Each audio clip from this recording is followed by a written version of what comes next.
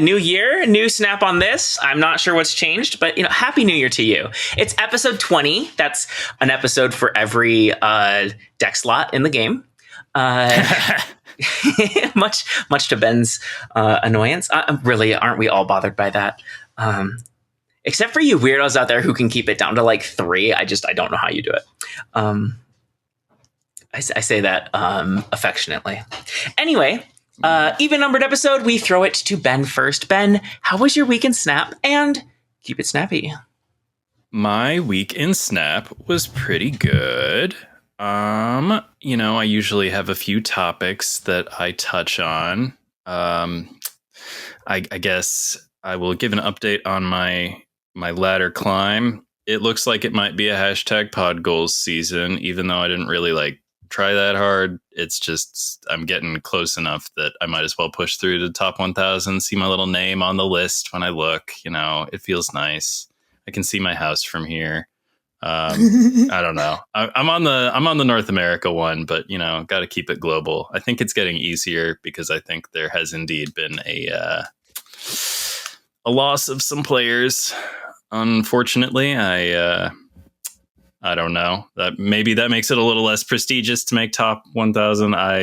It's still good enough for me. I'm patting myself on the back about it when I get there.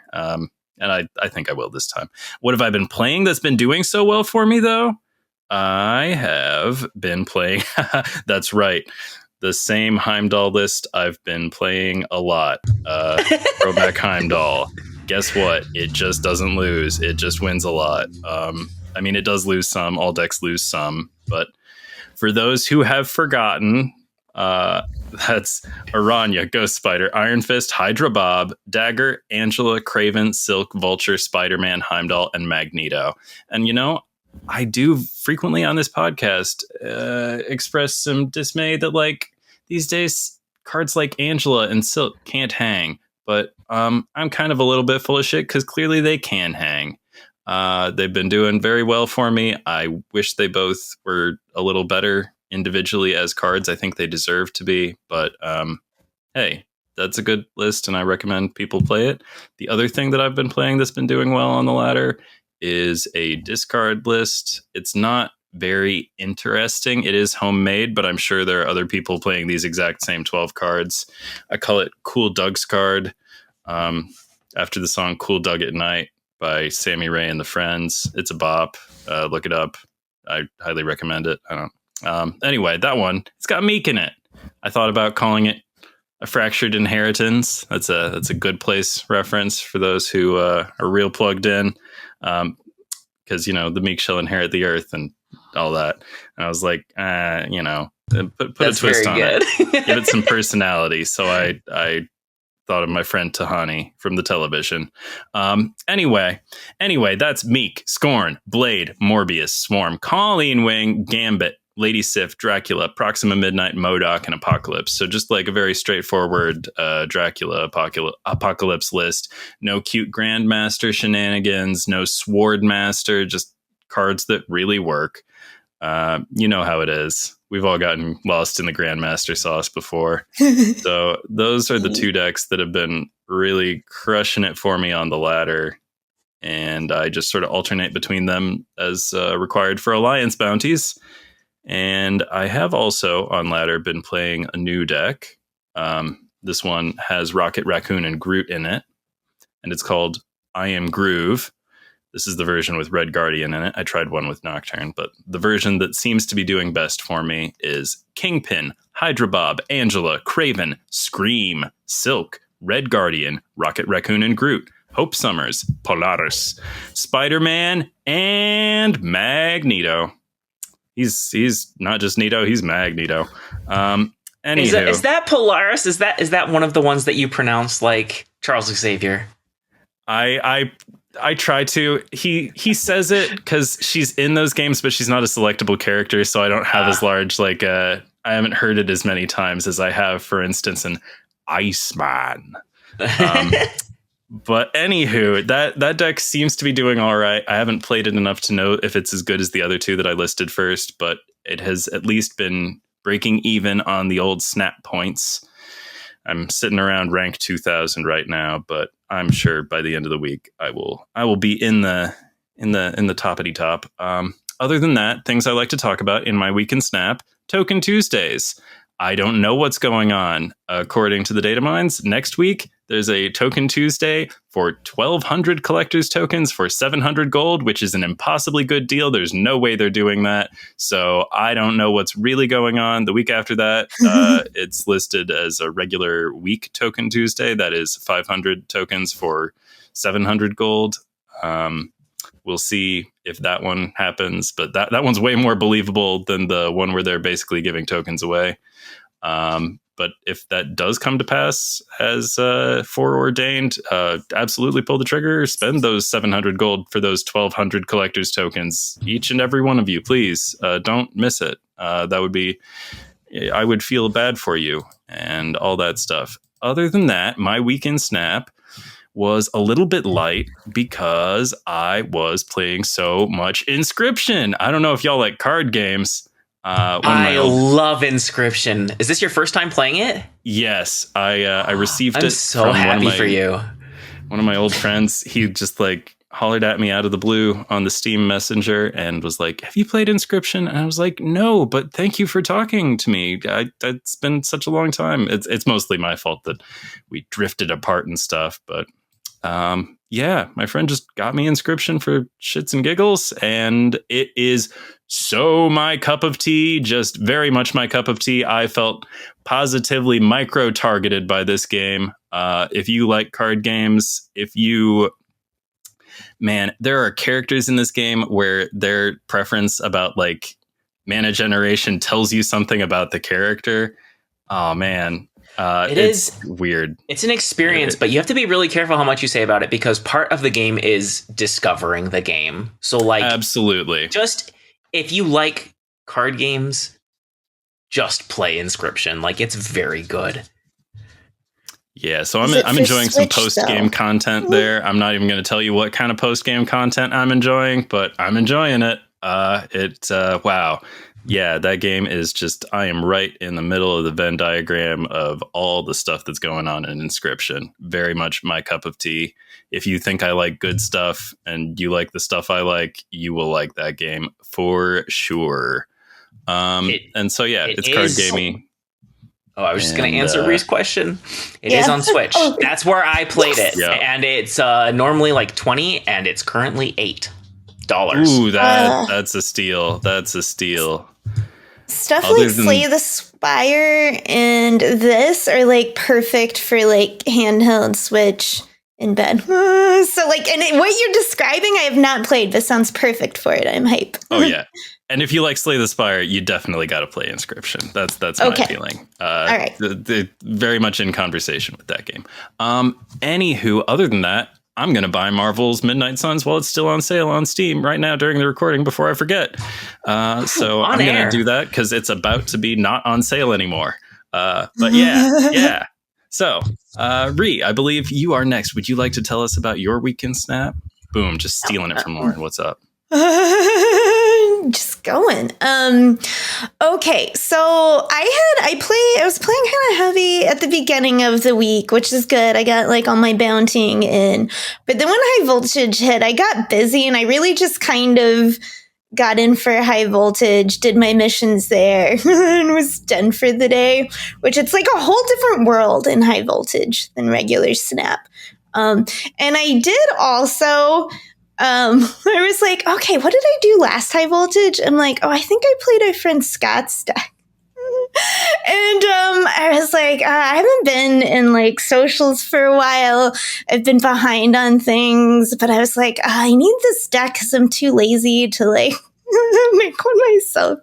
So yeah, that's right, Scott. When you hear this, I snuck into socials like a thief in the night. Also in this like heist fantasy, I've decided I'm dressed like a mime. And I stole the plans for the deck, which is what I've been playing for most of like High Voltage. And so I'm not sorry for that, because also I made his deck cooler because he had gore in his deck. Okay, because here I might as well just say what the deck is. It's Hydra Bob, because Hydra Bob goes in everything. I'm sorry if you don't have Hydra Bob. Ebony Maw, because Ebony Maw goes in like all high voltage decks. Mirage to get your opponent's Ebony Maw. Juggernaut, because Juggernaut is much more valuable as a tech card in a 3-turn game. Already valuable the whole game, but like in 3 turns, much more valuable. Yeah, he can solo lanes because, so often there's a lane that nobody has played in. Yeah. I think it's also important to note that like you can play Juggernaut on the same turn as like Magneto or something, like some other like huge thing. The fact that he doesn't take up half of your final turn is like pretty cool. That's such a Ben move to like Juggernaut followed by a Magneto. I want to witness that. And then you're like, that might actually be a bad example. Kingpin, I'm not sure that's like really the thing you want to do. That might not be. That's why optimal. It's too fun. It's too fun. I want to do that to someone. And you have your Kingpin in that lane, so you're just like, haha, I threw you all out. Okay, anyway. Oh my gosh, that Juggernaut Kingpin nerf just breaks my heart to this day. Sorry. Continue. Yeah, okay, I know. Negasonics in the deck because you have all those prio tools in it. Red Guardian, who also goes in everything. Baron Zemo. So late game, you can steal their Ebony Maw or, whatever you want to do. Zemo. Shang, Galacta, because Galacta goes in everything. Shang goes. Gwenpool, because she's fun. Wiccan, also fun. Okay, and then in slot the 12th, he had Gore, which all right, I see it. Also, I don't have Gore, because I'm too cool. I'm too cool for that, and so I made the deck cooler by putting in Emperor Hulkling instead of Gore. You're welcome, Scott. And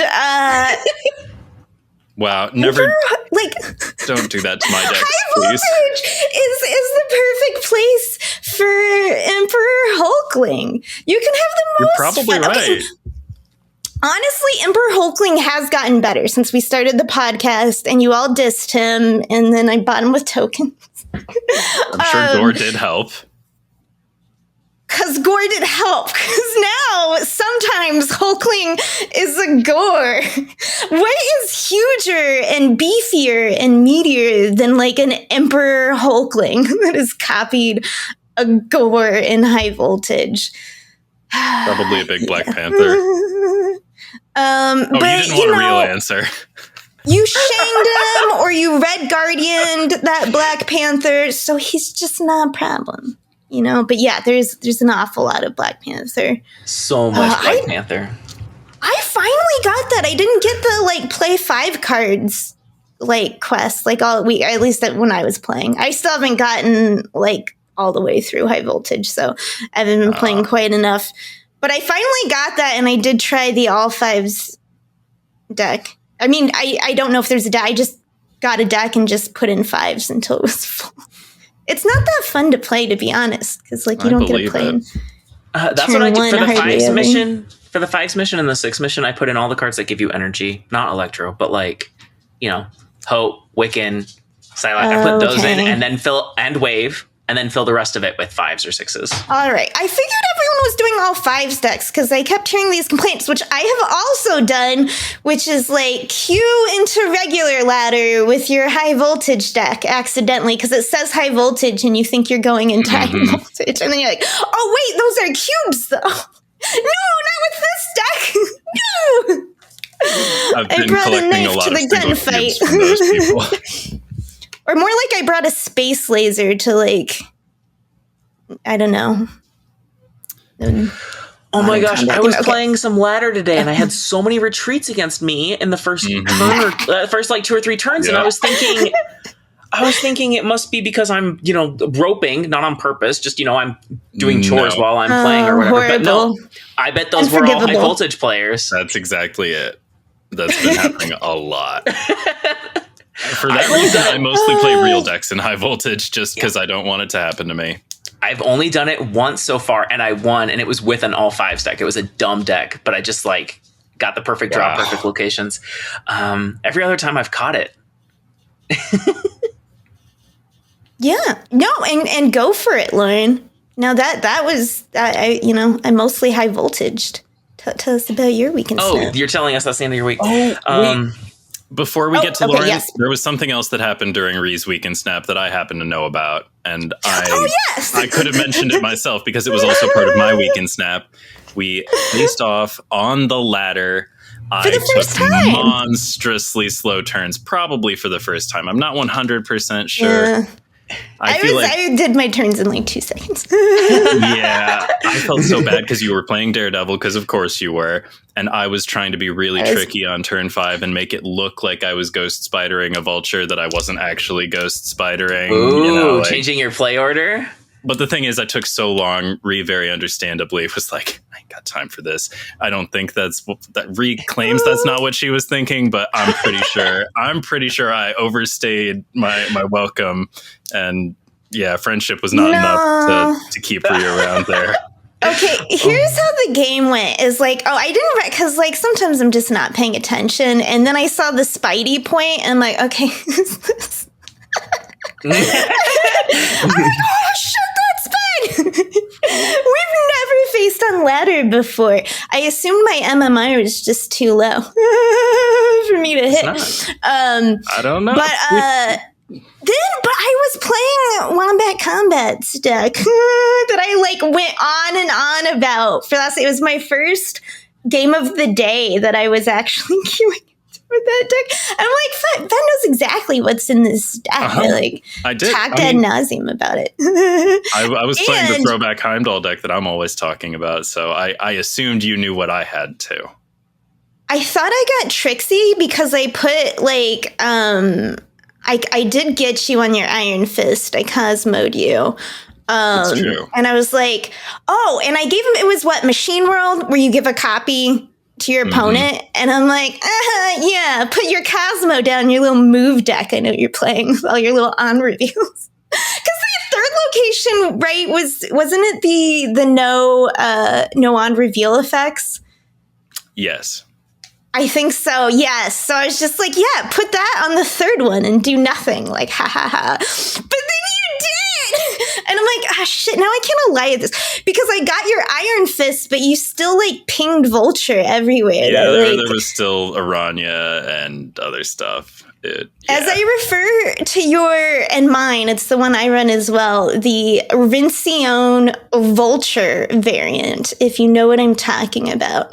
I call it that stupid, sexy Rincione Vulture. The get off my lawn Spider-Man Vulture.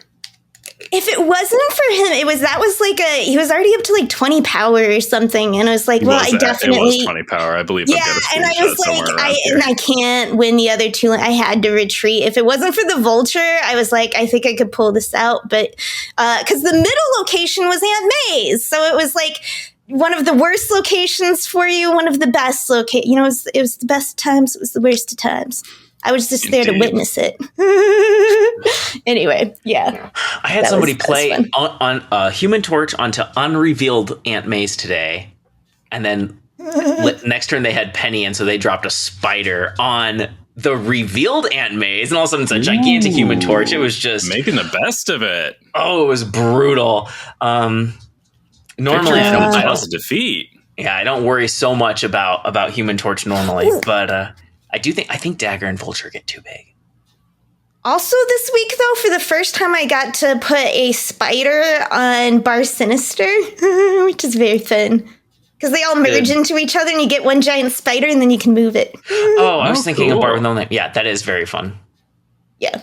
I hadn't gotten to, I know it's been done, but I hadn't done it. I haven't done it either. I'm impressed. I won a match using that and Rocket Raccoon and Groot. So I put down 4 Rocket Raccoons and Groot, moved 3 of them off, and then put down Spider, and I had 4 more Rocket Raccoons and Groot. It was awesome. What else happened during your weekend snap? I'm so sorry. Oh, my weekend snap. You're fine. I played Safety Blades deck at first in high voltage, which is very similar to Scott's, had a lot of the, just a good card sort of build. And I'd go through it, except I just don't really think having a good deck in high voltage matters that much because the missions are rarely related to that. So mostly what I'm doing is throwing together some silly deck to optimize the mission. And I don't know if that's ruining my enjoyment of high voltage. But Are you having less fun with it this time? I didn't think it was very fun. I also didn't think it was very fun. And it might be because I'm not trying to win. I'm just throwing shit together, and I don't care if your Black Panther pops off because, hey, I spent, a huge amount of energy this turn because I optimized my Wiccan and then Grandmaster did, and I don't know, Agent Coulson to generate more cards. It's half the time. When you go back to regular Snap, you're like, 6 turns? Yeah, I like how fast it is when I'm doing the homework, right? When I'm knocking out bounties and missions. I like that. But if I'm just playing for fun, I'm going to ranked mode. It's a better game. Yeah. That's the limit time. It's like only a week, So. Okay. This week, I actually built a deck. It was a Rocket Raccoon and Lasher deck. So I should save that for our discussion on the week's cards, except I have since cut both of them. So it's fine. Oh. Well. It's called Emotional Damage, and it's probably not that different from previous decks I've built that ran Sentry, Valkyrie, and Cersei. I climbed several hundred snap points with it. I broke top 10K, just playing casually and for fun. I've kind of dropped. I've also dropped because I make bad decisions when Cersei's in my deck because she's just so fun. I stay when I shouldn't because I'm like, what are the chances I could beat their Infinite? They're pretty good, right? But she also has stolen many games from me because, people are staring down a Hood and a Void and they're so sure you're going to send them over with Viper or a Nihilist. And then it's like, no, I was just going to keep them on my side and throw a Valkyrie or a Cersei at them. Anyway, it's super fun. And then I also made a second version that runs Pixie and Mobius, which is called Emotional. No, I pronounced that wrong. Emotional Damage because there's 3 M's for, for Mobius. I'll have both of those in the show notes. Let me tell you the regular one, but I'm not going to tell you the Pixie one. You have to go find it. It's Hood because that's just my favorite Valkyrie friend. Zabu, Hawkeye, Kate Bishop. Which is a weird fit here, but I kept finding myself burning a lot of energy because it's got kind of a high curve, so she helps with that problem. Quake, fun tech card. U.S. Agent, Luke Cage, Red Guardian, Anti-Venom, Man-Thing, Sentry, Valkyrie, and Cersei. I was inspired by, I think it was Safety Blade's Lasher deck that was also an Ajax deck, but I don't have Ajax, and I was like, if I'm running Luke Cage, then Valkyrie's kind of a lane winner in a different way. So who needs Ajax? That makes sense, anyway, sort of. It's been super fun. No, that makes a lot of sense. I'm just like, I think people do need Ajax. I was like, this was news that I was learning again for the first time. I think I knew somewhere in my mind that you don't have Ajax, but I was I switched between Bob and Ajax multiple times in the token shop. Finally pulled the trigger on Bob. Ajax is pinned, but I'm like, he's got to be coming back to Spotlight soon, right? Not according to the data mines. I'm sure people have done this combo, but I don't think I have. Anti-Venom and Cersei is a cool combo. That's another way, I don't need my Luke Cage to get value out of my 0/0 card. So I have been enjoying that combo. That is cool. I don't think I've seen that either. I didn't think I would enjoy Cersei so much. She's so fun. She is. I didn't think I would enjoy her. She's very, what could happen? Whoa. Too high RNG. Yeah. But you have some control over it, right? And you can Mobius is another card I've been putting over there because if I'm Cerseiing on the last turn, Mobius has done his job. So I've been transforming Mobius. It's been fun. Ooh, don't transform your Luke Cage, though. That's bad. All right. Getting into chaos, though, like, I was just, sorry, what you're saying made me think that, like, I used to hate, like I said, I never played Scarlet Witch. I hate, like, it's like, hey, I only like very minimal controlled randomness in my board games, strategies, and all, and everything I do. But lately, it's been like, oh, man, like, today I won a game because I flew Nocturne over to a Jotunheim, and she turned it into a world ship, and it blew up everything else. About it, we're just like, what just happened? Nocturne just like destroyed the world. Nocturne popped off. Yes, it was glorious. Anyway, so I've got a quick question. Do we all think that Tokyo 2099 would have been a problem if it were like world ship rarity as far as locations? It's not. It would fine it. Yeah. It's bad design. Tokyo 2099. I don't know if we talked about it before. We talked about it last week. Okay, we talked about it when it was cut. Yeah, that says you can't discard cards. Even if it was at the highest rarity in the game, I still just think it's a poorly designed location. Yep. You know what I like? I like Great Web. I'll go on the record right here, right now. Unpopular opinion. Great Web is awesome. Wish it was. It's a fun location, unless you're playing against move, then it sucks. Yeah, I agree. Yeah. Okay, moving on. Actually, I just want to talk about, like, I've been struggling with my enjoyment of the game sometimes, and I have expressed that I've been struggling with cooking too, and some of it's just not taking the time, but it has felt very good to cook again. It's not an especially creative deck, but I have had a lot of enjoyment out of it, and it feels good when the thing you made does well. Yeah. You know, and like, you know, making high voltage decks that can knock out the missions quickly, like, there's a little bit of satisfaction in that. You know, putting together a clip, like I made a 27 power Lasher today. That was really fun. Cool. Yeah. It was like my second game, and I got Muir Island and the perfect draw, and I was like, oh, I just kind of have to go for it, don't I? It's a 50-50 if Symbiote Spider-Man hits Hulkbuster instead of Lasher, because they're both 2 cost. But it was awesome. Anyway, I get some satisfaction out of those things, but it's not the same as building like a proper deck that can knock out ranked mode or even conquest.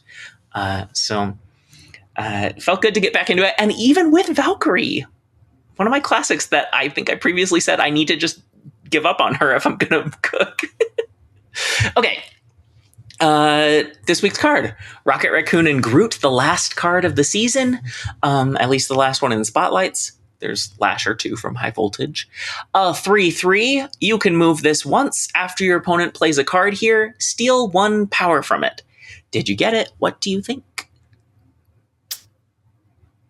I got it. Oh, first, we know you got it. It was in your weekend set. Yep. It was. I already told you the deck I built with it. You know, I have to say, I feel a bit vindicated. I think I was the lowest on this card of the 3 of us, perhaps, and it's still a fine card. But like, I got to say, it landed about where I thought it would. I don't think it's like an every deck kind of thing. This, it's no Galacta and it's no Doom 2099, but it is a perfectly playable, good, solid card.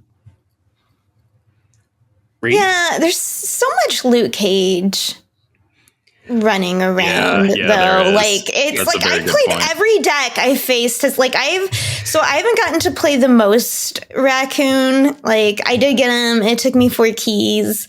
And I just finally started getting what I did. Okay. Cause it's like, I was in High Voltage and it's kind of a different world of Snap. You're seeing different decks. You're seeing a lot of Black Panther. We're not usually seeing that as much in Ladder. All of that craziness. And you're used to like turn 3s. And sometimes people aren't even trying to win. You're just doing things. So it's just like this crazy, different Snap world. And then I come back out to Ladder and it's like, okay, cool. Doom is still the meta is what I learned. And now he has the pet raccoon. Now the Doom War Machine decks have a pet raccoon that goes with them. And Luke Cage is ruining everyone's fun. My fun, certainly. Every time I've tried to play Rocket, they've been playing Luke Cage, which fits perfectly because in the comics right now, he's the mayor of New York. And it's like, it's never that fun when the superheroes have to become the politicians because they're like, now let's try and change the system from within. And it's like, yeah. Weren't you 5 minutes ago? What's the point of having superpowers?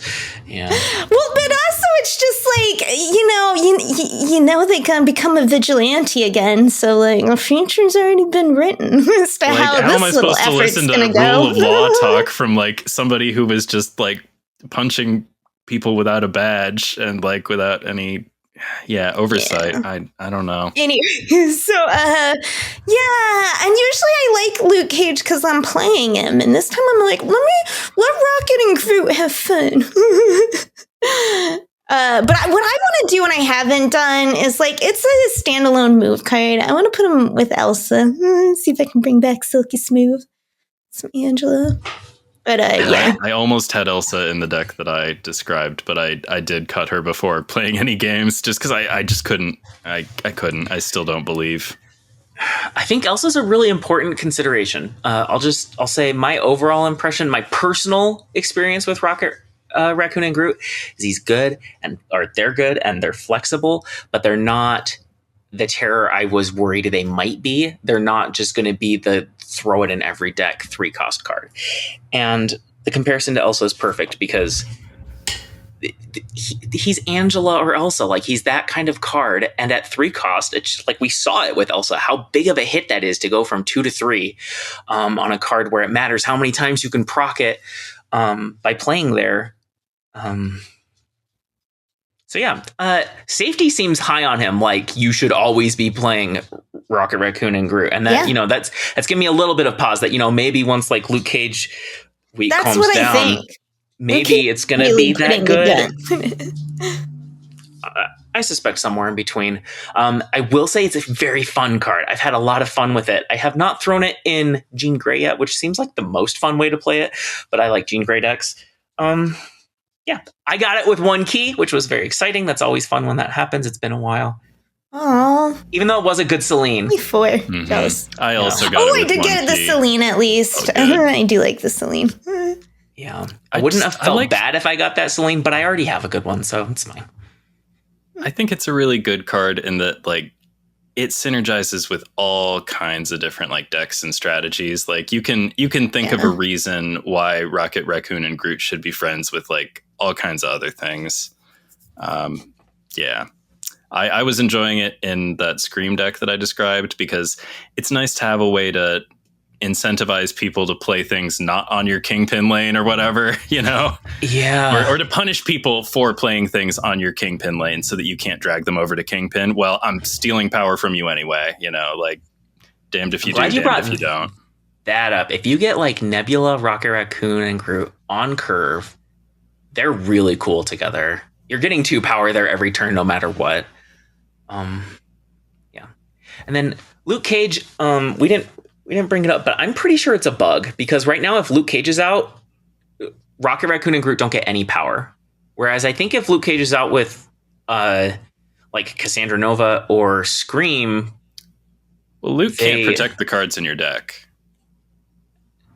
Right. So I think for Cassandra Nova, that makes sense. But what about Scream? I thought with Scream, they don't lose power, but Scream still gets power. Yeah, I believe Scream still gets power. And in the current situation, which makes me think it's a bug, Rocket Raccoon and Groot just don't get power if Luke Cage is on the board. You can literally play Luke Cage across from Rocket Raccoon and Groot, and they will not grow. Also, it's possible I'm wrong about that. Maybe Scream doesn't get power. Like, I'm very like late to the Scream party, so I have not played as much of that card as one might expect, given my interests. Yeah. Either way, I feel like it's wrong, but maybe the steal word means that they have to have actively taken it. I don't know. Okay. Lasher Check-In. I think we're gonna talk about Lasher next week, but I did get Lasher, as previously mentioned. I think I had to refresh missions twice, but I just wanted to be able to talk about him just in case. Plus, of course, Safety made a deck that looked fun. I make bad decisions because of Safety and Den, as previously mentioned. half of why I want to get back into socials more regularly. I'm like, I'm missing all these safety decks. Yeah, you can find them outside of the Twitter and stuff, or even outside of the Blue Sky. We know where to find him. The Lasher and Rocket Raccoon ones are on Blue Sky, but not on Twitter. So follow Safety on Blue Sky. Yeah, that's where the good decks live. Mm-hmm. Anyway, have either of you gotten Lasher yet, or you will tonight? Maybe. I may soon. I mean, like, I will definitely, inevitably. I will say I don't love these mission refreshings in the high voltage. How like you got to clear them all every 8 hours, or you're leaving money on the table. That's a real dick move. Yep, agreed. I agree. They should stack a little bit. Same thing with the 25 credits every. I know that's like the point of the 25 credits every 8 hours. It's intentionally evil. And it's not that much to give up if you don't want to check in 3 times a day, but it's just, I need to get on it because I haven't gotten the variant yet. So, and there's only like a couple days, a few more days left. It's not a lot of gold if you are a little behind. If you need to refresh a few missions, it doesn't cost very much. I think it cost me like 400 gold, which is like, that's not nothing, but also that is a third of a good token Tuesday, right? But it's a lot cheaper than 3,000 tokens if I missed the card. Yeah, that's true. I wouldn't have missed him, but if you are going to miss him, there's your consideration. It might be worth spending gold to refresh missions. I think right Lasher's now I'm trying to. Oh, sorry. I was going to say, we'll talk about it more next week in detail, but, just in case you're like sitting there thinking if you're going to plow through high voltage or save for 3,000 tokens or just skip the card altogether, I think Lasher's pretty good, but it's fine if you don't have him. Like, I think we said that we liked that he's a 2-cost you can play on curve, which is cool. It's cool he's a 2-cost you can play on curve, but he's way better off curve. Like Galacta Lasher is awesome. That's a 2/10, but you have to play it on turn 5. Like, yeah. I haven't made up my mind. I mean, like, I'm definitely getting Lasher. The real question is, am I going to grind it out on my spouse's account doing all this high voltage, a game mode that I don't particularly enjoy? I mean, like, how long would it take just doing missions? And like, I don't know, probably have to spend some gold on refreshes. And I don't know. I'm trying to decide. We'll see. I'll get back to you next week and we'll find out how many Lashers are in my household. Okay. Here's hoping Mode 3 is better than Diner and High Voltage. Yeah. High Voltage is fun, but it just like... High Voltage is so much better than Diner. It's just wild. I agree. I like it way more. Like, being 1 week is perfect. It doesn't overstay its welcome. Next week starts a new season. We'll talk about the season pass card and Victoria Hand, the first spotlight card. We'll talk about them in just a second as we're talking about all the season cards as a whole. We're doing our season rankings. But the spotlight friends next week are Grandmaster and Kate Bishop, both 2/3s. I mean, Victoria Hand's a 2/3 too. It's almost like there's a theme here. Thoughts on? We all love getting lost in the Grandmaster sauce. That's a stat. I was going to say just thinking that. Okay, because when you were saying that, I was just like, Grandmaster is like that friend that you shouldn't always go partying with. Like, they're not always the best card for the deck, but they're so fun. You just always say yes, and you stay out longer than you should with them. There's so many times where it's like it's right to cut Grandmaster, but it's like, but remember all those double gambits we had? Mm-hmm. Remember the fun times? A lot of Scornmaster gambits around. Like, I kind of much gambit. I don't think I can possibly, like, I'm sure no one's ever playing the decks that I share, but like, man, I had a beautiful match against what appeared to be card for card my Scornmaster list with my miscard list, and I was like, oh wow, it's my discard decks fighting each other. But no, I'm sure lots of people are independently putting Scornmaster in their Grandmaster in their discard decks and doing all that. But yeah, it's a great card. Everyone should own it. Grandmaster. Also, Kate Bishop. These are 2 like bangers of Spotlight friends. Like, if you don't have these cards, you're probably having less fun than someone who has these cards. That's my feeling. Also, the Grandmaster art's pretty good, and the Kate Bishop art is adorable. If you're interested in the Spotlight variants, Yeah. I might take a peek now that you mention it. I kind it was of such cold cold water in the balance update when they're like, we know y'all are playing Grandmaster more than the card is actually good. And that was like my wake-up call, and I'm like, I am. It's just like, Grandmaster, we've had so much fun together, but we should spend a little time apart for health. Okay, but he's still so good. Yes, get him. He's gone from what did he start as 2-0 or 2-1? Yeah, he did. Anyway, he was a Ravonna card. Yeah, he was cool as a Ravonna card, but no, people weren't very cool, enough. Very not good. Unfortunately, I mean, there's not a lot you can do with Grandmaster Ravonna, but you could do Arnim Zolo Grandmaster, which is cool. Anyway, I think he's still a little bit slept on. Like I see him around plenty, and 2-3 is obviously great. 2-3 repeating ability. There is some randomness. The move can be useful on its own. It's a very limited move, but it has also reach. Hurt when you're playing Scream, though. Yeah, right. There are problems with it. The move part is like really weird. It is extremely weird, and the ability doesn't repeat if the card can't move. Correct. But I've had some really interesting plays that were only possible because of Grandmaster, where I'm like, one of my favorite ones is putting Misery down solo on an edge lane, and then on turn 6, I'm throwing Misery mid, and she, pops off. It's just like that kind of thing. I guess I could play Misery mid in the first place. I don't know. I wish I had a better example. There are times though where it's just like Grandmaster to repeat an ability is so much cheaper than Odin to repeat an ability. There are some unique things that it opens up. Another thing that I like about Grandmaster, not even when you're playing Grandmaster, but it's great because it gives you a second possible explanation for why you're playing Craven in the middle. So like now you play Craven in the middle, your opponent doesn't necessarily assume that's because there's a big old Heimdall coming at the end. Maybe you're playing Craven in the middle because you're expecting one or both of you to play Grandmaster. So Craven goes in the middle now, like by default, just because, what about Grandmaster, huh? Well, that's good. That's good Craven learning.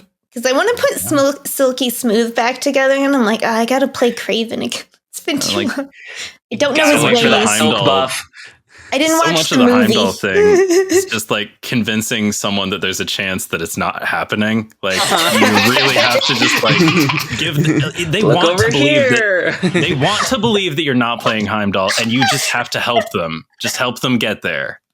It's like people playing the Ultron avatar with the not Ultron title.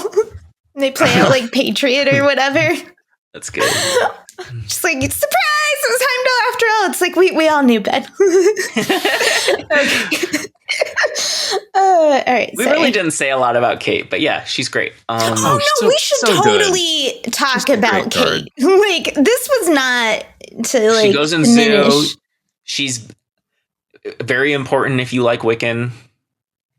Oh, I feel like for me, she feels like the new Jeff. Like where I used to put Jeff in all these decks, now that's like where Kate usually goes for me. Like little utilities. So handy in so many different ways. Like, you're so happy usually when you get that like venomous arrow where you're like, yeah, give me that little bit of clog. Except if you're doing Victoria Hand, then Acid Arrow is the disappointment. It's not that bad though, because it won't get buffed by Victoria Hand, because it's not your card anymore. That makes sense. Once it crosses to their side of the board, it's not like cards that are created in your hand. That's a good question. We'll have to. I think it's your cards. I think it's your cards that were created in your hand. Oh, okay. Then yeah. Okay. Yeah. That's you're exactly right, Lauren. So it's still awesome. It's minus. Yeah. It's not. You don't get the 2 extra power, but also your opponent doesn't get the 2 extra power. Yeah, so it's okay. So definitely very, very fitting that they're in the spotlight together. I don't really care too much about all the spotlight things being matchy, but it's nice. Especially for new players who don't have like.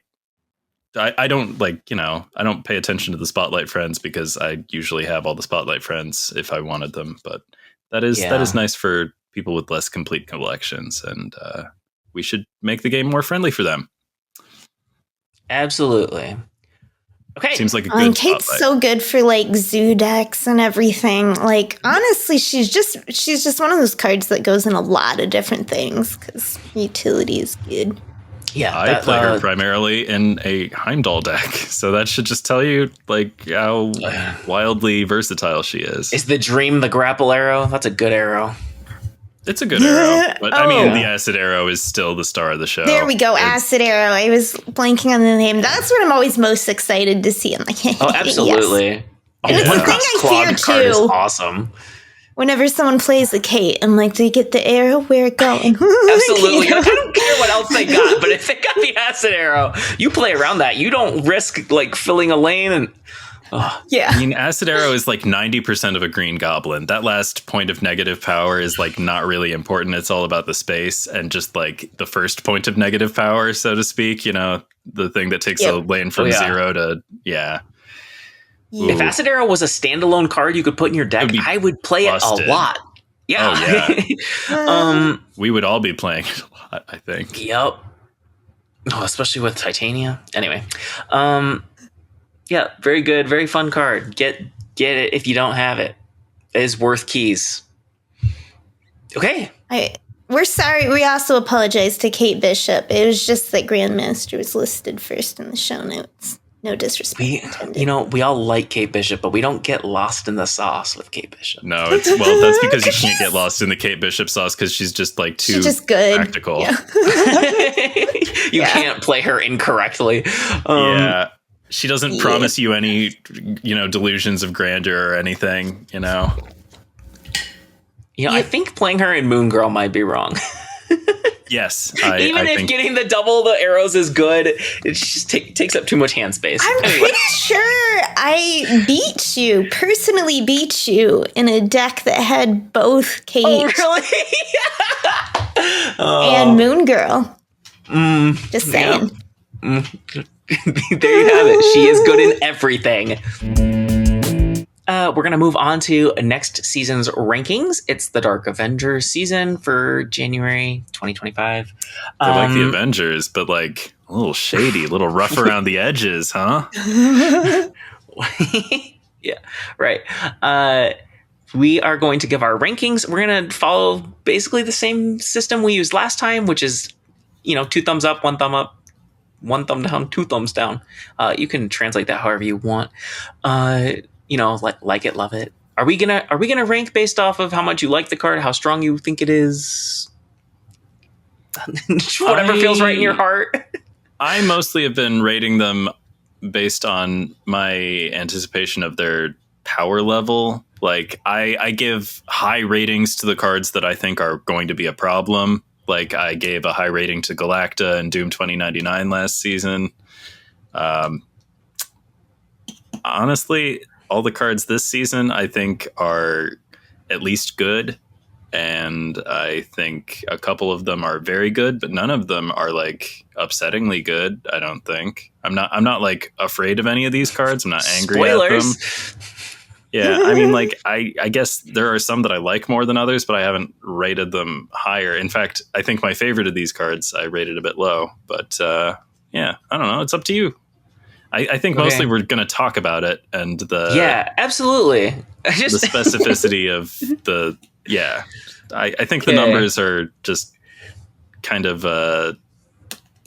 it's the I don't know they're not very meaningful. Baseline something to grasp onto. My rankings are straight from my heart, but it's okay because I'll tell you exactly why. Okay, perfect. I'm getting lost in the weeds. Okay, first up, Norman Osborn, the second card, featuring him. Anyway, Iron Patriot, 2/3 on reveal. Add a random 4, 5, or 6 cost card to your hand. If you're winning here after next turn, give it -4 cost. Let's just establish a pattern. We'll rotate. I don't know. I love it. 4 stars. I love cards that give me cards. I've always been a fan of shield cards. And I love 2-cost cards. They're so cheap, and they also don't die to Killmonger. And And this play is not just giving you a card that maybe is going to be way cheaper for you, but it's really dictating where your opponent is going to play next turn, which is like so hard to do, right? Usually you put a whole deck together to try and set up knowing exactly where your opponent's going to play. And that's valuable for 2 costs. So I gave it all of the stars. Love it. 2 thumbs up. Okay. From Ree. Cool. I like this card. I rated them. I think last season I also did this. I was rating them on sort of a 3-point scale of like 1 is just bad. That's usually 2 thumbs down. I don't bother with 1 thumb down. I sort of skip that one. I guess I could go 0 to 3, and that way I've got 4 different things. There you go. I guess 4. I give Iron Patriot a 4. Or whatever. Like, he's very strong, right? Yeah. Also, this is going to create exciting and interesting gameplay. Like, on this podcast, we seem to talk a lot about one Hydra Bob. And that's a card that I think is going to have an interesting interaction with Iron Patriot. Because, like, what a great way to, like, establish yourself on a lane that you're definitely going to win on turn 3, right? Except if somebody snaps. And now you can't count on Hydra Bob. And Snap, I dare you. Yeah, it's like it's gonna create some interesting things, and like sometimes it'll be correct to contest the Iron Patriot lane. Other times you just let them have it, and they get their super discounted card, but you weren't gonna stop them anyway. So maybe it's smarter to not try there. And yeah, this is an interesting card that's gonna like reward people who are not operating on like this is going to reward you for being specific in your reactions and like actually examining the context. And this is a good card. I like it. Well designed. Yes. It also, I feel like, is the perfect level of like Red Guardian-ness, where it's like every card you have to judge, it's like, okay, it does just, you could put it down and then they immediately play a Red Guardian and it's run, but it's like you still got your free card for whatever, and now they use their Red Guardian, which is where you want a card like that to be, where it's like, that's kind of a bummer, but it's like, now the Red Guardian is done, which is always a big relief to me when I know that's in the deck, or could be. But that is not a reason to play Bruce Banner. I don't know what you've heard, but playing Bruce Banner as Red Guardian cover is not the move. Correct. Maybe in the right deck. No, girl. I mean, the cards aren't there yet, but don't challenge me. I'm not saying. There may come reasons to play Bruce Banner in the future, but as anti-Red Guardian tech is not it. I'm also giving 2 thumbs up. Max, high score for Iron Patriot. I think very fun. It's a 2-cost card you can play on curve. We love those. Oh, yeah. I think the ability might be too strong. -4 cost that you can hold on to for 3 turns. Information advantage. It's a huge discount. It's just better than Valentina, except for the little game. You might not get the card. But if you do, that's a huge discount. Mm-hmm. Yeah. And most 4, 5, and 6 cost cards are things you want to play. Also, it's worth noting. I mean, it also gets buffed by Victoria Hand. Same day. Whole thing. We're going to see so much Mobius that week. For sure. Yep. Boo. Mobius is it's not a hard. It's not a card that's good to make. That's easy to make good. Like, that's something that Pixie decks love, is that they can use Mobius in 2 directions. It's like, all that Luke Cage we're seeing since Rocket came out. We're going to be seeing all the Mobiuses. Right. And there are certainly locations where, Mobius is decisive, on like an Elysium or a Dreamscape or something like that. Yeah, it really can make a difference. But it's just not the same power level overall as Luke Cage. No, Luke Cage is it's a hard card to splash. But maybe it's not splash when there's Iron Patriots running around. Okay. Fun, but I would not be surprised to see it get nerfed. That -4 is just, that's so big. If it makes a free 4 cost, that's pretty wild. Yeah. Okay. Victoria Hand, but they can't make it -2 because then you just play Victoria. Not Victoria Hand. What's her face? Valentina. Thank you, Countess Valentina Allegra de Fontaine. Thank you. I was waiting. Yes. I'm brave enough. I was pretending I didn't know the names so that I could hear the full. Okay, next up, Victoria Hand. First spotlight card, a 2/3. Ongoing, your cards that were created in your hand have +2 power. Gonna go Ben first on this one. Well, now that I know that she doesn't ruin an acid arrow, I'm even more excited about this card. Yeah, I've also got this one rated at 3 or I guess 4. I don't know. I gave it the highest rating because I'm very excited about it. I'm less confident in its actual like game-winning strength than I was about Iron Patriot, but I guess maybe I do put my thumb on the scale for cards that I like. I don't know, but I'm putting Victoria Hand way up there because super fun, right? Very cool. She's a lord of stuff tokens you made in your hand. Like that's how are you not excited? I mean, I think both of my co-hosts are excited, but like hypothetical unexcited person, what are you thinking? Not being excited about Victoria Hand? And she goes with Iron Patriot. She goes with Swarm. That's where I'm really like jazzed. I'm like yum, a bunch of 0/5s. Yup. Yeah. And we're gonna. Speaking of Swarm, we'll talk about Bullseye later. Anywho, Coulson. I don't think I've ever put Agent Coulson in a deck on purpose, but maybe this is the time to start. Madness. But most of all, there's this card that I've always wanted to play, but have never really been able to justify because she's like not quite there, even though it seems like she should be. Mirage. Oh my goodness. Mm-hmm. I'm excited to play Mirage with Victoria Hand because I've always wanted to play Mirage and it's never quite seemed worthwhile, but she's a very exciting card. She's always fun though. She's always fun. I saw 3 of her it. today and I was like, what is happening? Because, yeah, you usually never see Mirage. But yeah, a +4 on whatever Mirage steals. That's exciting. That's a card that's got to be worth playing. Okay, yeah, I'm keeping our rotation. Victoria Hand. I'm psyched. Yeah, anybody have smart thoughts about Victoria Hand? I'm just general excitement here. I'm giving her 1 thumb up, but she is the card I'm most excited for. I think she's narrow, right? And she's comparable to like a Patriot, which is a very good card. I don't know if he's a 2 thumbs up card. When he pops off, he's excellent, right? But there's just not a lot you can do with him. And it's the same thing with Victoria Hand. And are you arguing there is a lot you can do with Patriot? No, I was just thinking that I meant to mention something about Victoria Hand and what she does work with. A card that I think my co-hosts are not as excited about. Moonstone. Oh my goodness. I'm just so excited to double up on this effect because make the Snow Guard Aurora's 2 costs already. Yeah, I'm very excited. I think this is a super fun card. There are a lot of cards that generate cards in hand. But like nobody's playing Dino these days. And there's reasons for that. There is always a gamble that you're generating cards that aren't good. But also it just she seems like the most fun card this season. So I'm very excited, but I don't know how strong she's going to be. So is there Moon Girl synergy potential here? I never think about Moon Girl.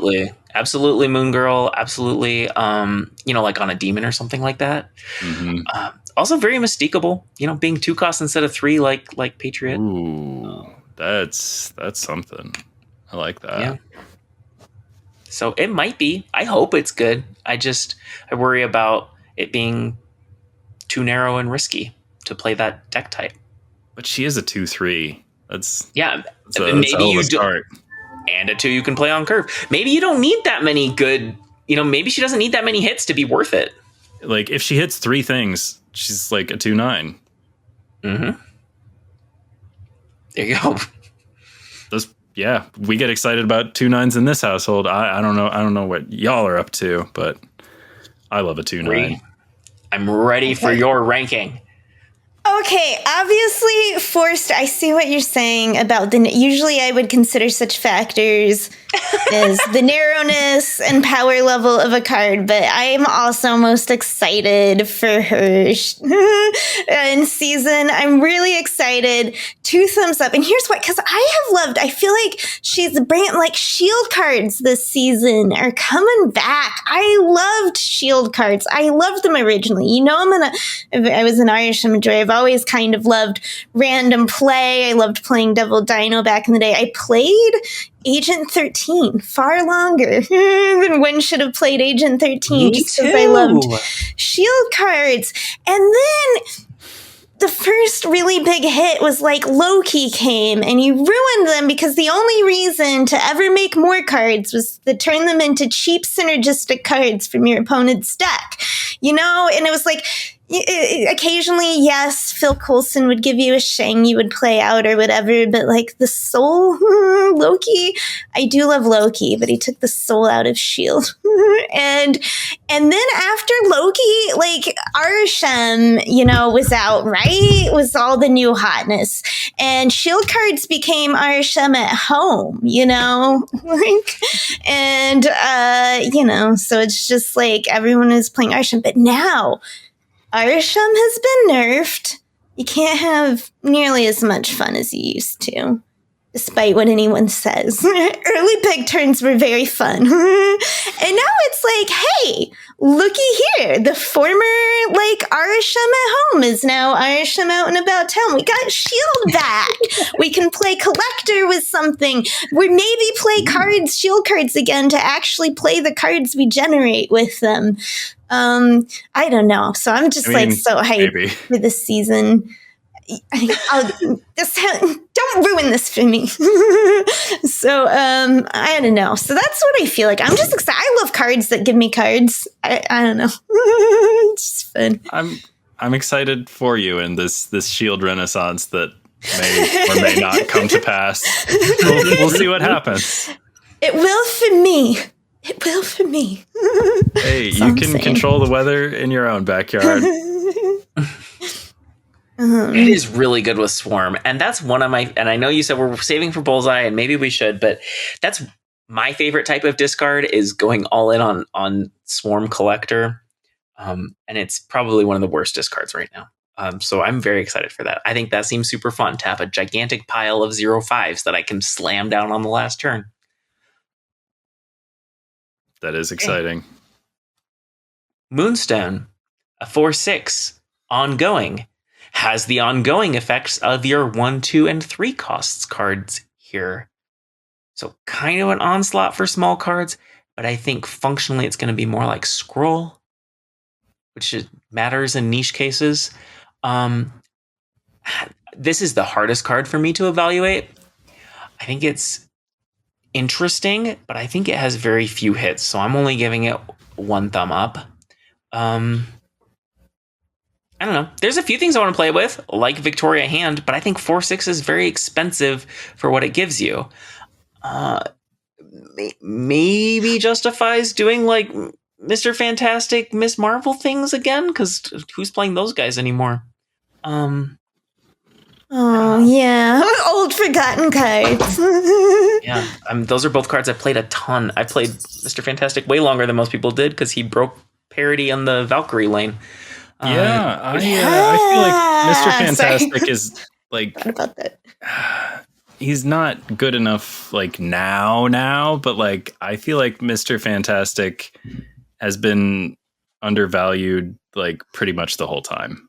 That's what I think. But the problem with Mr. Fantastic, it's like if you're going through he's not generally worth the effort for just himself. If you're going through the effort to put like an Onslaught or something and Mystique and whatever in, then you're going definitely for an Omega Red, you know, over a Mr. Fantastic and then different strategies in that. So it's just like, it's the same problem with all these other cards we don't play. It's just there's always a better card.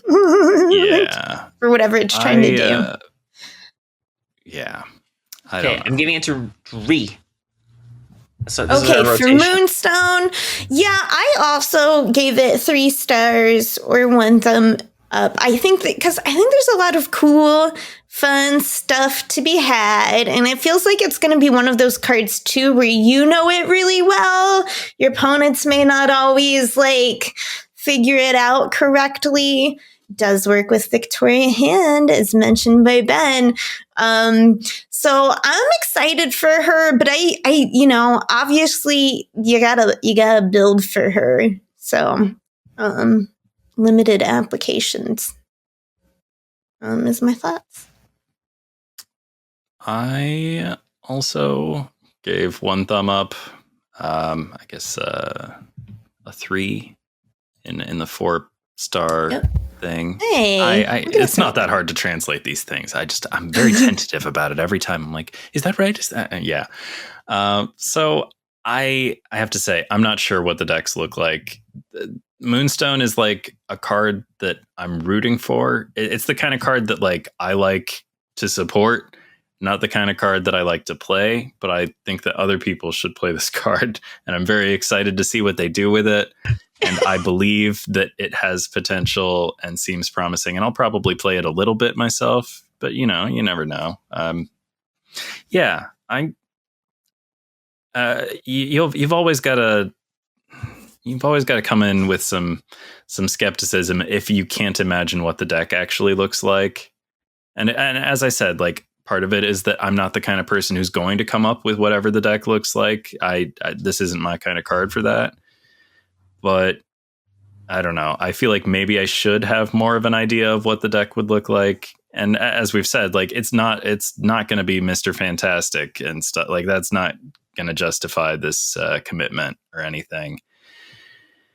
So I just don't quite know. I mean, it seems good with what Quinjet. What other fun ongoings are in that cheap zone? I think one that we talked about before was Mystique. And I think that's very interesting because then you can do like Iron Man, Claw, that sort of thing. But the curve on that is weird. Yeah, right? Like you literally have to play Moonstone, Claw, Mystique in that order. Mm-hmm. I don't know. I want to believe it, and I think that there are more cards coming out. There was something that we liked with it coming out in I think Diamondback season. Is it New Falcon? Joaquin Torres. Is that the card we like with I thought it was Moonstone? Oh, he's like the Wong for one costs. Lil Wong. Yeah. Yeah. But there's also Diamondback who like ramps up the affliction of Yep. I think that that Diamondback's also a good Moonstone card. So I think that Moonstone is definitely going to be good eventually. Just I'm not as confident just like that it will be good immediately. Right? Player with like Ravonna, Patriot, Mystique. I don't know. Yeah. That feels real. Like Patriot's just one of those perpetual, like, never quite top of the meta, but like people always underestimate it because when you get it off, you're doing it, like. Yeah, I mean, Patriot's in a good moment right now with the Doom 2099 decks that run it. Ant-Man is very real with Moonstone. That's a 1/9. Oh, Ant-Man is such a beast. Oh yeah. But you need other things than just 1/9 Ant-Man to justify. Yeah, because a 4/4/6 is like not. Ant-Man keeps getting like outshined by Hydra Bob. It would have just be it's like such a like Paul Rudd thing. It's just like Scott Lang's there, like, but I'm Ant-Man, and they're like Hydra Bob. I'm also 1/5. I still play Ant-Man, even in a world with Hydra Bob. I think about him sometimes before I put in Hydra Bob. Ant-Man's easier to buff. Right? No, you're right. He's totally great now since Agent his last Venom or a Bast or something. No, he's very good. Valkyrie. Okay, Bullseye. I'm sorry for disrespecting him. How dare you? As well you should be. I should. Bullseye, I'm ashamed. 3/3. So glad he's not a 4-cost anymore. Activate. Discard all cards that cost 1 or less from your hand. Afflict that many different enemy cards with -2 power. This is doing a lot of stuff. You get the first one on this. Okay, I actually, as someone who was most hype on Bullseye in his original text and then completely changed and was still excited, Like, I honestly like him less every time I look at him. Yeah. And he's like a 3-cost activate card, so you're limited in play. I'm gonna pick him up because he's a discard card. And like, there are some genres of decks where it's like, I gotta play a move deck if I probably don't have some card in one of Ben's decks, so let me like auto roll something. But I always have my own discard brew in my back pocket because like, none of the swarm with Dracula. Anyway, so I like to have all the discard cards, so I'll pick it up, but it's like, it's activate. You can't play it last turn. I don't know. It gets more and more. It's the kind of thing I really want to be an on reveal. Or if it's an activate, I want it to be a 2-cost. I don't know. It feels like it's like something that I want to be cooler than it is. And it feels like when I play it, it'll disappoint me. I'll be like, I want it to do more than it's capable of, but then it's like awkward into my curve or better things. Like, I don't know. I don't trust Bullseye. I like the activate.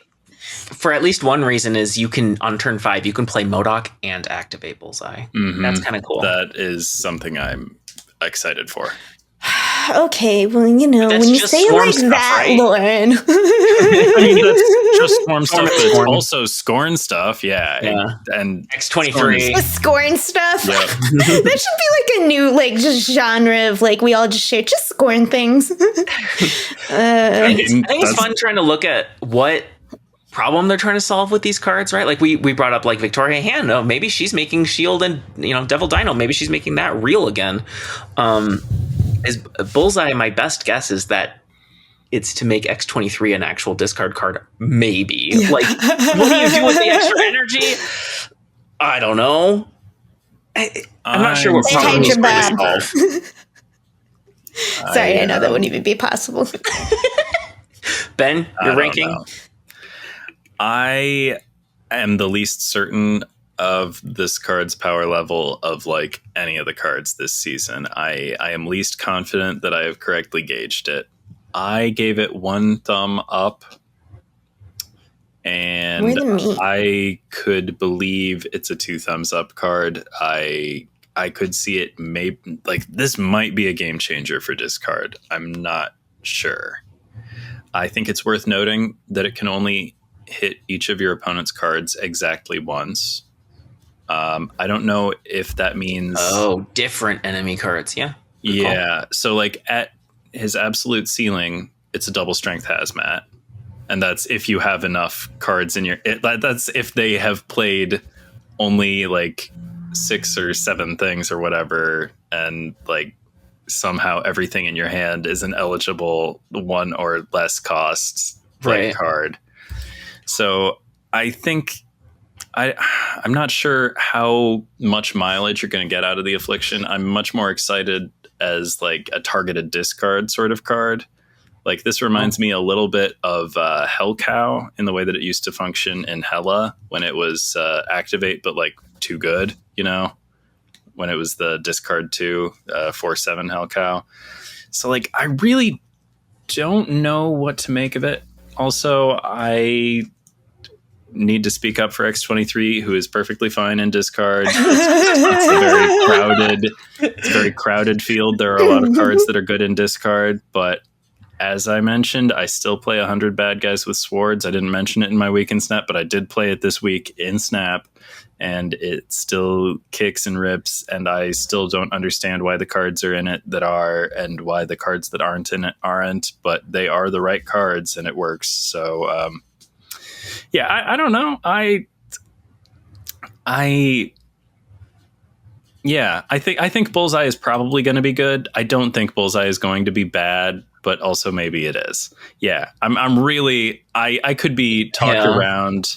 I feel like if someone were sufficiently persuasive and impassioned, they could tell me, like, they could get me to believe that this is a 2 thumbs down or a 2 thumbs up card. I can't say.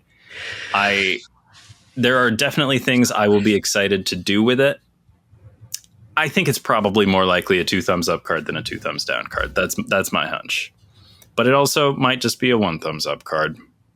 It's if you're excited about this card, save the resources because you'll find something to do with it, though.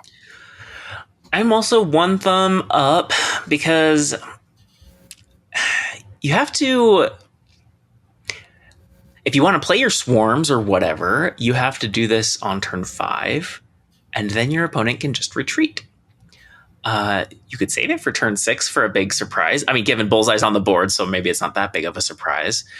You've been discarding a bunch of cards, or you have a handful of cards, and then Bullseye's on the board. I wonder what's going to happen.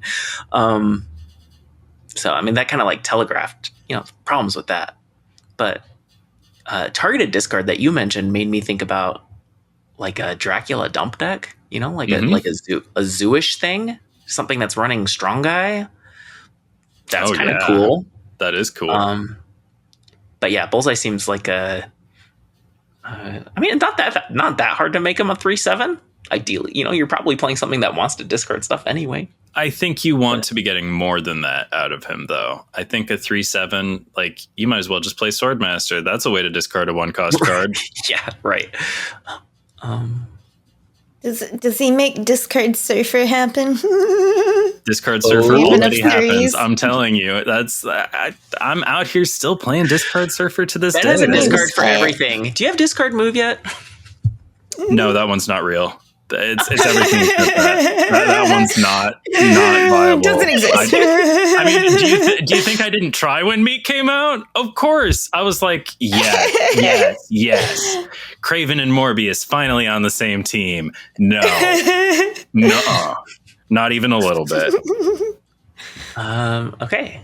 Ares, a 4/6. On reveal, compare the power of the top 3 cards of both decks. If your total is higher, +6 power.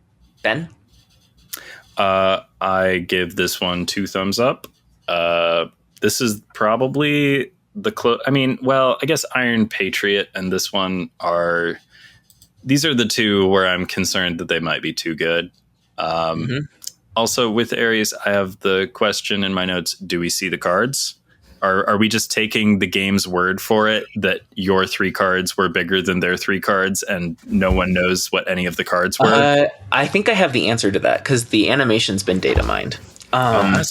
It shows the decks like you see when you're, hitting it with Mr. Negative or Cassandra Nova or whatever, and they get a number on them that shows the power. So you don't see the cards, but you do see the total power. So you can then infer what the 3 cards may have been. If you really want to get tricky with it, you could. Except for that's when you looked away from your phone, for sure. To your opponent. Well, that's interesting. I'm not sure how. I mean, I think the fact that it's symmetrical information probably makes it sort of a wash, or at least very difficult to ascertain like exactly how good or bad that is for you, the player of Ares. But yeah, 4/12. I mean, it's probably going to be a 4/12, right? Because excepting mirror matches or whatever, you've probably built a deck that is more likely to win that challenge, And 4/12, that's real big. So yeah, that's like Gwenpool if you played all the cards. That's like Galacta if you got the 2 procs, and Galacta's a real good card. So and you can play him last turn. Yes, and you be a 4/12 all at once, just a single turn life cycle. You don't have to. Yeah, I'm a little worried about this card, but I'm also like not that angry at it. And for all of you people who play Shang-Chi and everything, congratulations, you have another thing to Shang-Chi about. Or Shadow King. Yeah, I guess. I mean, taking 6 power off of him is good, but it's not, it's not taking 12 power off. Power can win a lane. I'm also 2 thumbs up. It is the card I am least excited for. Go figure. It's kind of a big cards card. It's super boring. If I get him, which I don't think I will, because just boring, and I don't want to play Surtur decks, that's kind of where he goes. There is some silly stuff you can do with him. Grandmaster, something like that. I think Mill is the other place where it's like you don't really need to build your deck to have more power if you just play. If you have more cards left in your deck than they do. But Mill is like if that's your baseline. Mill's not especially strong. So, I think he's really good, but just like might be the most narrow out of every card here. Like, you play him in a deck that's got a bunch of big cards. Yeah. I think he seems the most skippable. Yep. And I like saving resources. Me too. I was also planning on skipping him, but I didn't think I should have thought about the mill application. That's an interesting thought, because I agree a 412 is a very large card, but it's like you're putting it in a deck where you're going to win. So, you know what I mean?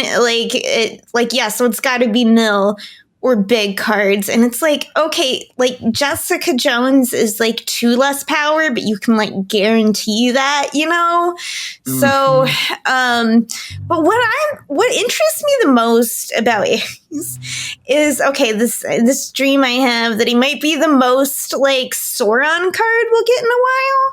Because that's a big card stack, and also maybe Blob would go in there, and we'd have some like it's just like Sauron's just pretty dead. It feels like it used to be a deck I played a lot.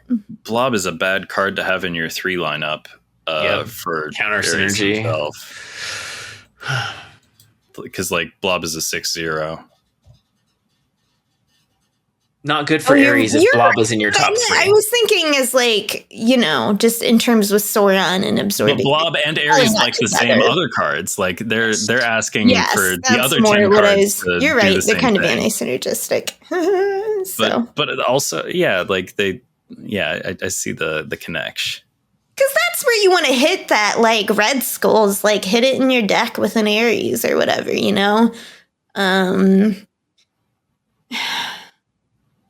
Especially if you didn't draw all the right cards. But that's what I would do with it. That's, like, the only real interesting thing besides maybe mill that would, like, interest me about this card. So, I gave it, I don't know if I said I gave it 1 thumbs down or 2 stars just for more narrow application. You want to be sure you're going to win it, right? Or why would you play like high Evo with no other? Yeah.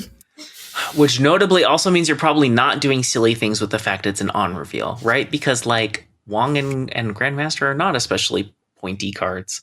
Yeah, it's in the Gamora camp of on reveals where its body is at least half the size of its on reveal thing. So like the on reveal is not the point, or it is the point, but like to a very limited extent to where like recursion is not going to be rewarded really. Yeah, the difference between a 412 and a 418 is it's not a double, it's a plus 50%. That's it for cards coming to spotlights. I suspect there will be one more January card. Uncle Ben. My guess would be Uncle Ben or Tombstone. Or what is there? La Fée still that we haven't seen? Oh. Yeah. That's one of those 3. Kind of like how Lasher didn't make any sense in Rival season. I would guess one of those 3. With Diner, because I feel like if there was a new game mode, they would have talked about it more. I'm really interested to see what they do in. Yeah, I'm really interested to see what they do in January because Diner in November did not have a very warm reception. Are they actually going to rework Diner this time? I'd rather see high voltage again. No, they aren't. Until they come out with a new mode. Let's just skip Diner until, I would love that. Can we just do high voltage again? I don't even like it, but I don't actively hate it the way I do Diner. That's the thing. If you don't like it, you don't have to be in there, like that as long. Certainly not for the same amount of time or like the same. It's Deadpool's Diner is like emotionally draining. You know what I mean? Mm-hmm. In a way that high voltage is not. It is a lot of work. Yeah. Even if you have a great deck that's doing well, it's just a long game mode. Okay. That's it. That's Dark Avengers season. Starts next week. Keep your eyes peeled on Friday. That's that's when this podcast goes out. So it's probably already out. The official YouTube announcement for it. If there is a bonus mode card, they should talk about it there. On to the side quests. the weekly secret homework was assigned by Ree. So Ree, you go first. Tell us what the homework was and then share yours. Okay. The homework was on the lighter, funner side. Is a holiday gift to us all, and also because we were doing season rankings this week, and it was just, hey, just, describe a dream MCU project, that you'd like to see. And, I followed my own rules, which were go with it where you want. And where I went with it is instead of one big fleshed out idea, I have 3 mini pitches. So there's 3 little ideas. And the first one I want to see, and it's a crime that this doesn't exist, to be honest, in any form in this way, is I want a mini series, a TV series about Angela and Sarah.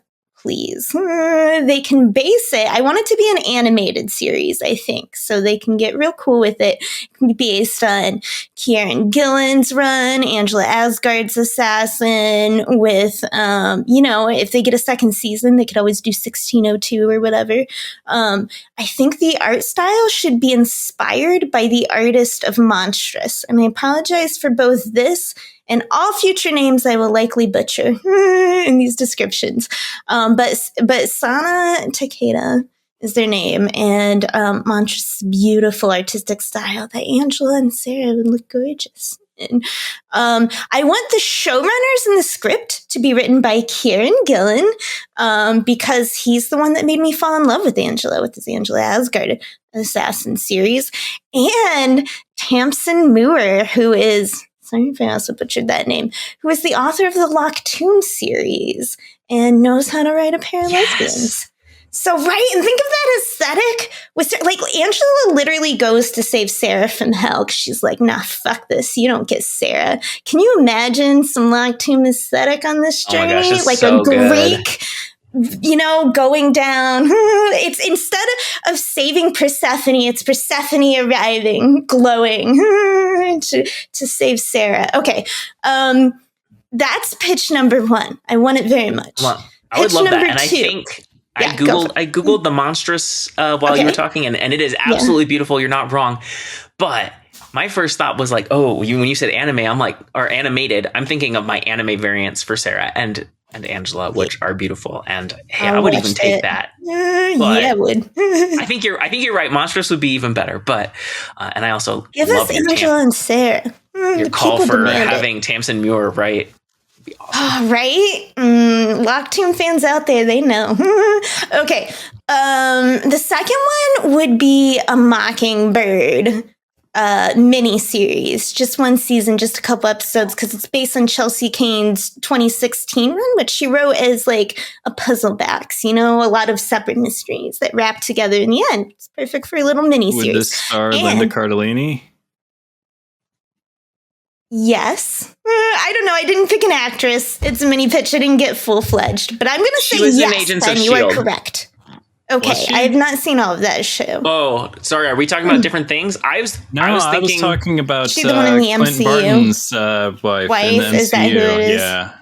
Oh, okay. Because Mockingbird is in Agents of S.H.I.E.L.D. Yeah, but this Mockingbird isn't, she's currently like... They're different. Also, I might have been misremembering. Mockingbird's dated a few. I thought that was a thing on the Hawkeye TV show. I could be wrong. All the superheroes have kind of dated around, to be honest. Okay, but this Mockingbird series is directed by Shane Black, who directed Kiss Kiss Bang Bang, which is a movie I really love. And I think it would be a cool format for Mockingbird to have her adventures in. This kind of and it would fit with Chelsea Cain's run, in my humble opinion. So that's pitch 2. Mini pitch 3 would be, okay, so how, while there are things I could pick out that I liked about it that were redeeming, overall, Marvel Disney Plus's Secret Invasion was kind of a disappointment for me. So, okay, what if instead there is this new comic run of Mystique that is only 2 issues in right now, and it is so good. It is by Declan Shalvey. Once again, apologies, any butcherings of names, who is doing both the writing and the art for it. And it's such a good, what it is it's Nick Fury versus Mystique. He uncovers some bullshittery Mystique is up to him. He's like, oh, she's like the most dangerous thing, right? And he's trying to convince, because he's out of S.H.I.E.L.D. right now, he's trying to convince Maria Hill, who is, well, he's not out of S.H.I.E.L.D., he's not running it. Convince Maria, he's like, let me look into this, she's dangerous. And they're like, no, we need, she's like, I'm best in the field, you know? Like, it's that very classic. And Mystique is that, like, villain who's also sympathetic, but also sometimes ruthless. And she can morph into anyone, which is that what you wanted in that Secret Invasion feel of, like, anyone. Well, anyone can fucking be Mystique. And it's, you can have those cool scenes where she comes up to people and she's like, hey, best brother, and like, fucking Mystique, I know it's fucking you. You know, like, it's like I said, 2 issues in it, and they've already got that good, like, that vibe you have of, like, Catch Me If You Can, of the, and also the who is the hunter and who is the prey, like Death Note, you know, just kind of like these 2 antagonists trying to find each other. Because immediately as soon as, you know, Mystique realizes Nick Fury's looking into her, she goes to, like, fuck him up, you know, blow up his car or something, you know, along those lines. And then he's like, okay, well, you know, she's on to me. And they're like, nah, you know, Fury, are you sure that, like, it's her, like, after you? And he's like, I know it's her. Anyway. So it's like, fun. It's what we all deserved instead of Secret Invasion is this fun Mystique series. I just started. And that's it. My mini pitches. I didn't get full-fledged into any of them, but I would love to see them all. I think Ben is assigning the new homework. So we go to Lauren next. Lauren, tell me about your dream MCU project, please. Okay, I mean, you teased last week that it would be A-Force, and probably, like, until I get MCU Singularity, it probably does have to be. But I was like, I at least, like, spared a thought towards Lego in MCU, which was briefly in the second Spider-Verse movie. They have Legos, and I think it would be amazing to have a proper Lego Marvel movie by Phil Lord and Chris Miller. They're great at what they do. I love the Lego movies that I've seen from them. Very different from, like, there are Marvel Lego things, but they're like TV specials. Like, it's not the same thing as the Lego movie or Lego Batman or whatever. Anyway, those would be fun, but we're doing A-Force. Almost all of the characters in A-Force are cast already.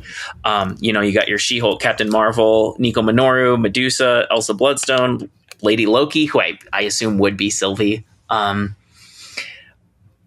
least in the MCU iteration. Yeah. But we also have 2 that need to be cast. Dazzler,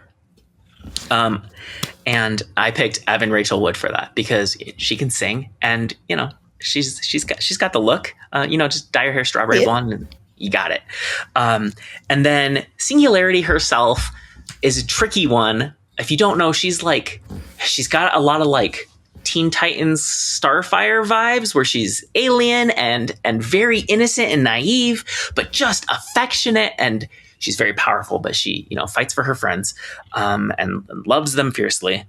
And she's adorable. And so I thought Emma Stone would be great because she's very expressive, and I could see her rocking that. But also, Singularity seems like, I don't know, 1920, so maybe Emma's too old for that now, as sad as that is. But I went also She's like a glowing galaxy. She'd be so much CGI anyway. Right. It's like they're almost just picking someone they're going to face map and voice, which they could easily do. So I want somebody who can just be a darling Disney princess, but also kick ass. Like, this is somebody who needs expressive range. I also thought of Ali'i, I don't know how to say her name, Saralho, who plays Moana, and does the voice of Moana. I don't know how she is at physical acting, but she's got that energy. In, Mean Girls. Oh, was she? Yeah. Huh. The new one. Oh, wait, the new one? I haven't seen the new one. I haven't seen the new one. And then also 2 Stranger Things stars, Sadie Sink and Millie Bobby Brown, I thought might do well in that.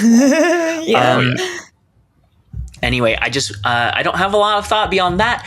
I want it to have lots of girl power. I want it to be amazing, like She-Hulk and Agatha all along, where it's just tons of feminine energy and very fun and just embraces it and leans into it and makes me get up and scream yes. And I just seeing Singularity would do that. Let's be real. She's been my favorite ever since I read A-Force. Ben? Pretty good. Well, those are pretty exciting ideas all around. So I also had multiple ideas, as we often do. I'm going to start with the ones that are closest to things that Lauren just mentioned. All right. So I think my favorite of the ideas. Okay, actually, no. Here's a quick little one. Speaking of things that were in Spider-Verse movies, and also speaking of how much we all loved Agatha all along, I don't know how this would work lore-wise. The superior Spider-Woman, somehow Catherine Hahn's Dr. Octopus from the first Spider-Verse movie, becomes a spider person. Oh my gosh, yes. Wouldn't that be fun? That would be pretty fun. Yeah. All right, that's about as far as I got down that idea path. Twist. That was just something that I thought of last night that would be fun and interesting. Other things that we liked. We all liked She-Hulk very much. Yeah, I am no exception. Just a great show that got done dirty, in my opinion, and was set up to fail and was not supported. And I understand why we're not getting more live action She-Hulk, which is why we're bringing it back in animated form as an Archer style, banter heavy action thing. There's workplace sniping and stuff, Archer, but with She-Hulk stuff. Let's do that. That's a great idea. More things should be Archer. Yeah. Let's see. What else? What else did I have? Oh, yes. You know what people like? Man, my notes are so disorganized. Okay. You know what I read as a kid that I could tell I was not really old enough to be fully grasping the things and stuff. There was this book in the early 2000s. It started out as X-Force, but then it became X-Statix. X-Statix are a team of mutant superheroes appearing in American comic books published by Marvel Comics. The team was specifically designed to be media superstars. They've got merchandise and branding and stuff, and the focus groups, and it's very the Boise, and so some kind of and another way in which it's kind of the Boise is that everybody died in the first one. The first issue of X-Force, where this team was introduced, all but two of them got killed in the it's very dark and very can you believe it? They've got pill addictions and stuff, that kind of crap. So what if superheroes were a little too human, even though they're mutants? And that kind of thing. Anyway, I don't remember if it was actually good, but I did read it, and I remembered it, and I was like, that's a thing, because we're trying to figure out how are we going to get all these X characters in there? How are they going to be folded into the world of the MCU and the various tones that it is comfortable playing in? So yeah, I was thinking maybe some sort of The Boys style X-Statix series, animated or live action. Other ideas I had were what if they made a fun series of guerrilla style music videos for Dazzler or whatever, or for Ghost Spider's band or whatever. I don't know. That would be fun. Also, what if we had Marvel themed sketch comedy in the vein of I Think You Should Leave, or perhaps Key and Peele, if you prefer? I don't know what that would look like. I'm not here to pitch any sketches, but I'm just Robot Chicken. What if Marvel was funny? Because I'm not saying Marvel's never been funny, but I think the brand of Marvel humor that we got used to and acclimated to just doesn't hit the same as it used to. And I wish Marvel could be funny again, really just make me laugh my butt off funny. And there have been funny recent Marvel things. I like some of the jokes and the stuff. I don't want to make it sound like there's no humor, but yeah, those were my ideas. I'm not always good at picking one, but I had too many that I liked, and too many that I didn't like exactly, but I was like, I bet they would want to do something like this, like that The Boys style Ecstatics show. Like, I feel like that would be like the easiest one to get greenlit, because I don't think Marvel wants to spend another dime on She-Hulk television, which is a real shame. But the best one would be like Superior Spider-Woman, and it's perfect. It could take place in Gwen Stacy's universe. It's like that version of the story. Yeah. Okay. So I'm just like already picturing it. Assign next week's homework. So this one, it's hardly the highest hanging fruit on the tree, but we just had this card, Rocket Raccoon and Groot, and people seem to like it all right. And it's got not one character on it, two.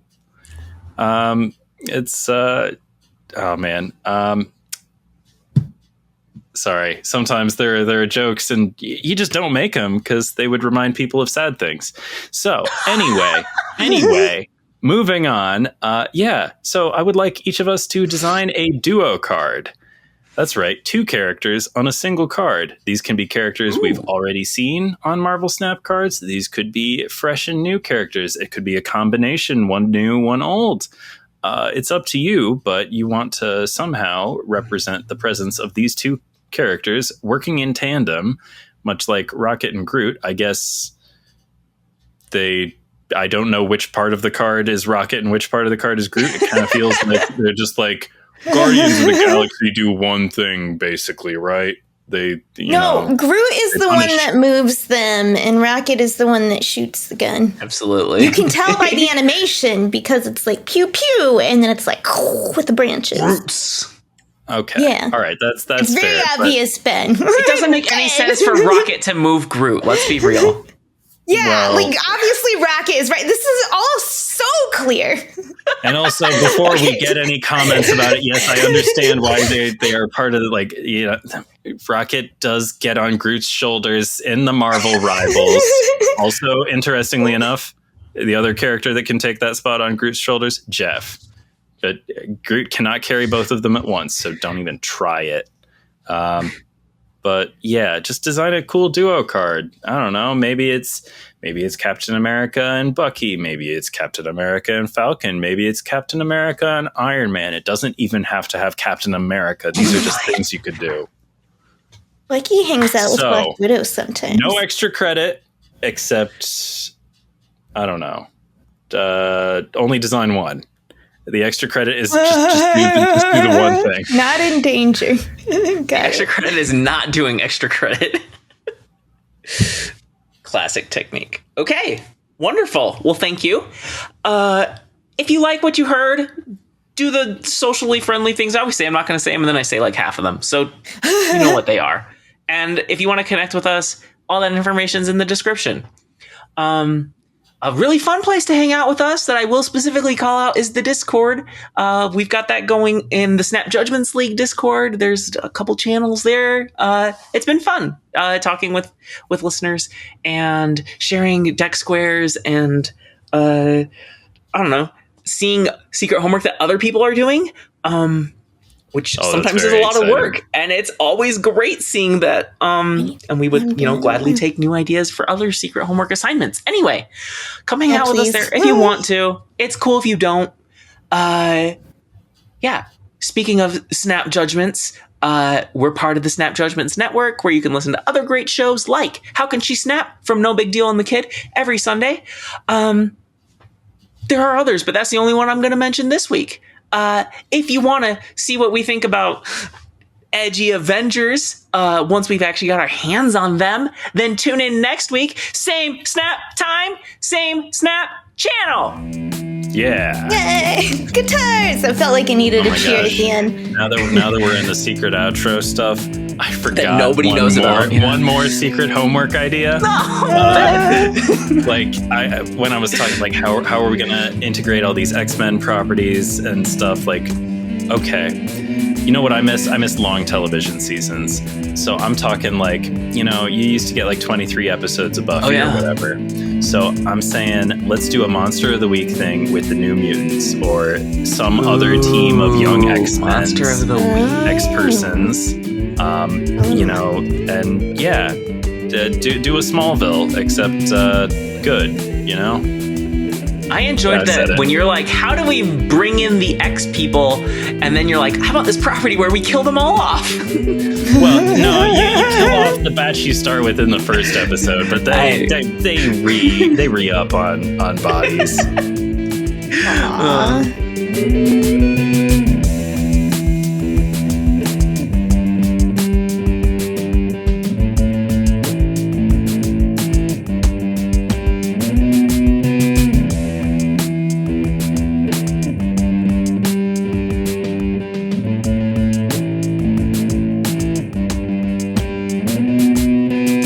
I read it when I was like 12, when I was like old enough to kind of get it, but not old enough to like get it.